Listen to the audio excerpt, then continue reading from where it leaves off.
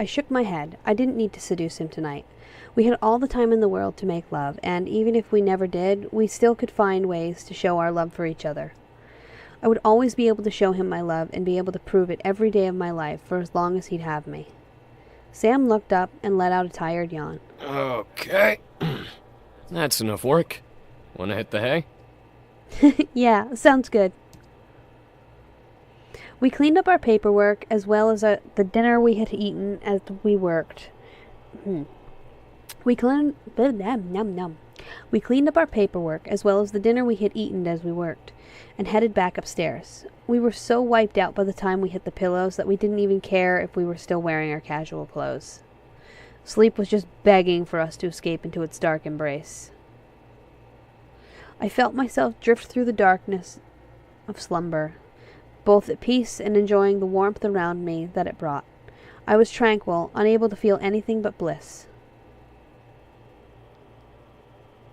I loved that I often had the chance to experience this kind of sleep, which was good since I was stressed about the upcoming wedding. I needed proper rest. However, as I floated through the dark, I could faintly hear the sounds of fire swelling around me. I looked around through the dark, unable to see anything but blackness. What the? Slowly the noise began to grow louder and louder, unrelenting in its crescendo. I almost had to cover my ears from the sheer volume. You think you can stop me, boy? As I blinked, the dark around me shifted into a burning room. Flames touched every inch I could see, and in the midst of it all were Sam and his father, the Demon Lord. They were both wounded, but both were standing tall, confident as ever. Sam stood between me and the Demon Lord, protecting me from him.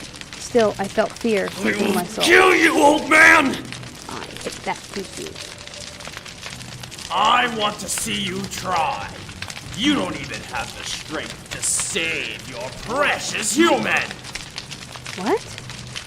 Before I could figure out what he meant, I felt an immense pain in my chest as something ripped through my back and stabbed through me.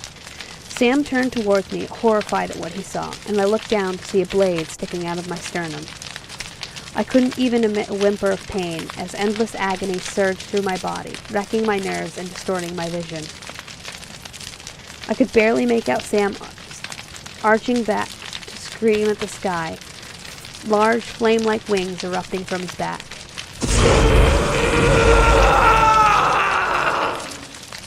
However, I felt my body give into the pain and my vision turned black. I felt waves of agony crash into my body over and over again as I remained on the edge of death. When I was finally able to open my eyes, I could barely make out Sam kneeling over me, resting his head on my knees as tears ran down his face. No. This can't be happening. No. From the look on his face, I really was dying. How could this be? Why was this happening? His hands quaked in disbelief as he ran one along my cheek and used the other to hold my shoulders. I stared up at him, gasping for air as blood seeped over my skin. I was dying. I felt it. I knew it. Sam wept, but continued to stare down at me, trying to keep me awake and alive with his touch. However, I felt that I wasn't going to last much longer. I winced at the pain and reached an arm up to Sam, touching his cheek. Sam. Sam shook his head violently, not wanting me to use energy to speak. I grimaced at the pain, but Sam continued to cry. My heart whimpered at the sight of his tears falling down his cheeks. Please, no. I love you. Please stay with me. No. Sam, I love you. I wanted to wake up, but I didn't have the strength to fight this illusion. I became lost in the pain that was pinning my body down and draining me of life. I can't lose you! Please! Please. I love you. My chest wouldn't allow me to breathe in anymore. All I could do was exhale my last breath and close my eyes.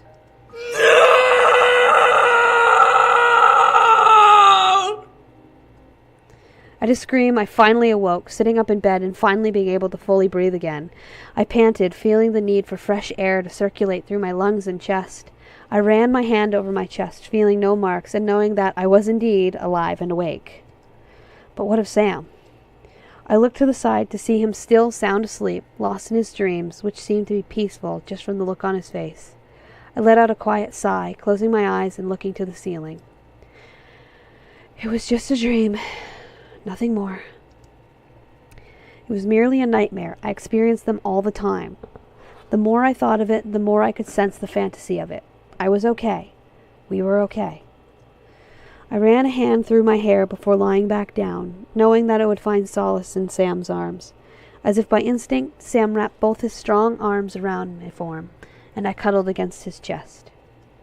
We were fine. We were going to be fine. At last, the wedding day arrived. We had prepared all that we could, and everything was in order. Sam, wanting to follow human tradition and not see the bride before the wedding, headed to the venue to change into his tux. I, however, was alone. I didn't ask Naomi or Suzu to help me, and I honestly didn't want them to. I needed to be alone before my wedding, so I got dressed and made myself into the perfect bride, all on my own in my own mansion. I stared at myself, seeing exactly what I wanted to see in the reflection. I looked exactly how I wanted to look on my wedding day. I smiled, unable to shake the feeling of happiness from my body. I'm getting married. I let out a small sigh as relief washed over my nervous mind. Everything was going to be fine. As I heard a car honking outside, I felt nervousness creep in once again. I shook my head. I needed to relax. I grabbed the things I needed and rushed out, entering the white limousine. It was set to bring me to the venue, but I stopped the driver before he began to drive off. Can we stop somewhere first? The driver agreed, and I guided him towards the cemetery my grandfather was buried at. It had been 2 years since he had passed away. My personal visits to his grave had become fewer as time went on, but I had never stopped going. Today, though, was an incredibly happy day. I was so full of emotion I couldn't help but visit his gravestone. After all, I was about to marry a demon. I was about to bury the man of my dreams, and I wanted to stop there before going to the wedding venue to talk to my grandfather. I'm pretty sure I looked odd in that cemetery, wearing a wedding dress. However, I really didn't mind. I needed to come regardless. I stood by the grave, staring down at it with a smile. I'm getting married today, Grandpa. The wind gently danced around me, as if my grandfather ushered it to reply. My smile grew brighter, and I let out a sigh. I couldn't lie. I wanted my grandfather to be at my wedding, but I couldn't go back in time. Even if I was able to, how could I have stopped him from dying? I shook my head. I didn't want to think of that. Not on the day of my wedding. I hope you'll be there in spirit, Grandpa. I'm sure you'll... Before I could continue my sentence, the sky suddenly became dark, causing me to look up. Rain began to fall and patter against the stone and grass as a haunting bell began to chime. What boggled my mind was the fact that the rain was avoiding my body. It was like I was in a safe circle, underneath an invisible umbrella, so that the rain couldn't soak me or my dress. What the... Was this my grandfather's doing? Why was it raining all of a sudden? The rain became heavy, and I didn't dare move from my spot, afraid of what would happen.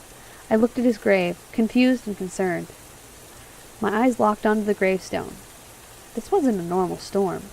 Magic was at work here.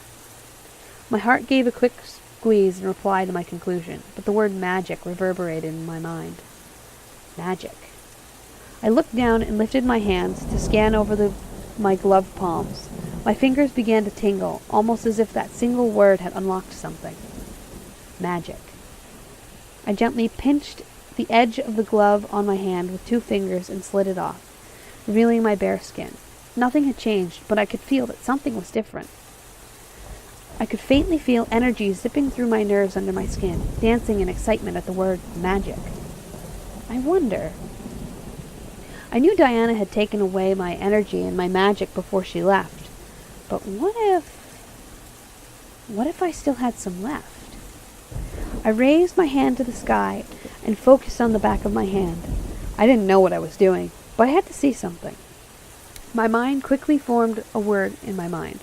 I didn't know where it came from, but I let it fly from my lips as a soft whisper. Dizino. As soon as the sound of that word rose into the air, the rain around me suddenly froze as if time had stopped. The wind was still slightly blowing, but the rain had stopped. I slowly lowered my hand and looked around. Did I really do this? Before I could move again, the raindrops and the stormy clouds above began to fade away, returning to the sunny weather it had been before. I looked around and noticed that the grass and gravestones were all dry, as if the rain hadn't even fallen in the first place. That was... I knew it! I knew it! That girl has demon magic! What the? Then quit talking and let's take her! The demon lord will be so pleased. Who? Before I could turn to search for the voices, I felt hands grab hold of my feet, and I looked down and lifted my dress. 2 pairs of evil-looking hands had taken hold of my ankles, reaching through a dark red and purple pentagram. I shrieked, trying to pull my legs away, but I couldn't stop them as they swiftly pulled me into the ground.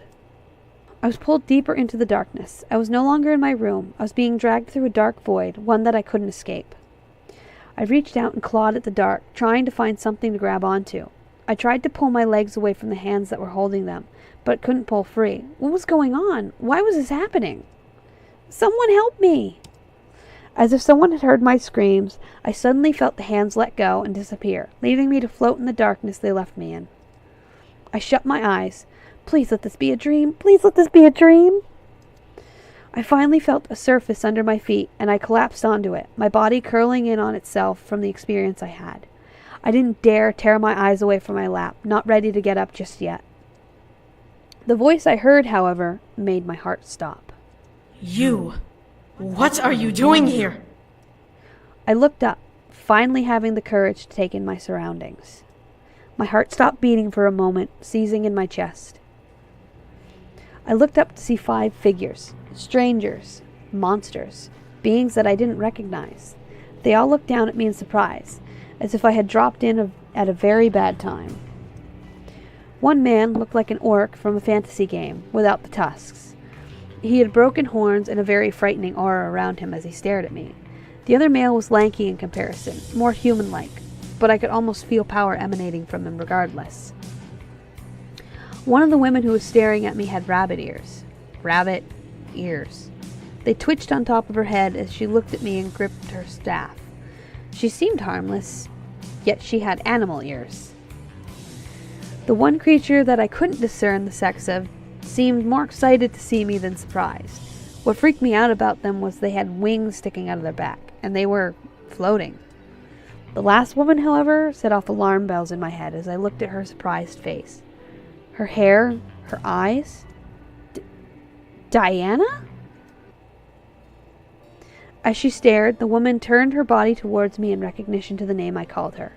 It was her. What are you doing here?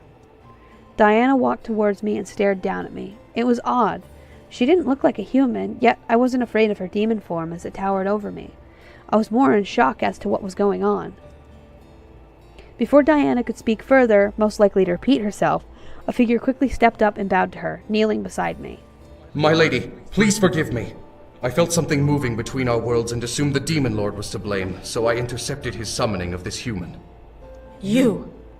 So I wasn't the only one who felt the change in the air. Diana stared at the man kneeling beside me as I kept my eyes up at her. As she turned her gaze back to me, I gulped silently. What was she going to do with me? This all felt wrong. I was about to be married. I was about to live my happily ever after with the man I loved. Now I was in a place I didn't know with Diana and a bunch of other creatures I didn't recognize. My instinct was to, I'm gonna fucking cry. This wasn't happening. This couldn't have been happening. No way. I felt tears build up in my eyes as I lowered them to look at the floor in front of me. As my gaze fell, my lungs began to seize hard, forcing me to hiccup in sadness. I couldn't help it. I began to cry profusely. Why was this happening? Why was I here? If this was another nightmare, I wanted to wake up immediately. This wasn't right. I covered my face and cried into my hands, curling over myself as I let sadness run through my entire body. Please let me wake up, please. As I felt warmth suddenly spread through my body, I slowly stopped and felt fresh air rush into my lungs. What was happening? I recognized this warmth. I looked up to see Diana kneeling down with a very concerned look on her face, her visible eye glowing a warm gold color as she stared at me. Was she enthralling me? I didn't feel aroused like I usually felt whenever I was enthralled, but I felt calm and almost mellow. Calm down. Diana's voice seemed almost soothing, like a lullaby. However, I wasn't sleepy, I just felt quiet. The worry I had in my mind was gone, the sadness gone. Diana must have done something to make sure I wouldn't cry. I didn't know whether to thank her or be afraid.